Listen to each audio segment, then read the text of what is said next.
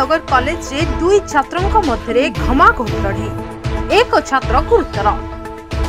ढेंकानाल जिला कामाख्यानगर कॉलेज रे दुई छात्रों मध्य घमाघोट लड़े संघर्ष रे जड़े छात्र गुरुतर होइछंती।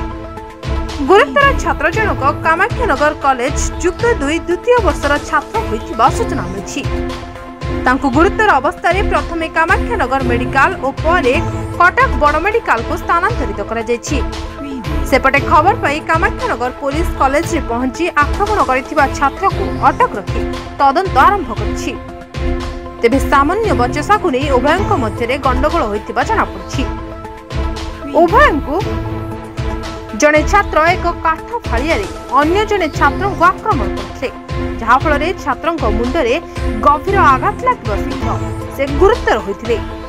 एने विद्यालय रे किछि समय धरि उत्तेजना प्रकाश पाइथिला। तेबे पुलिस महाविद्यालय रे पहुंची बुझासिया परे महाविद्यालय शांत पड़िथिला। कामाख्यानगर प्रकाश कुमार पात्रଙ୍କ रिपोर्ट द न्यूज टुडे।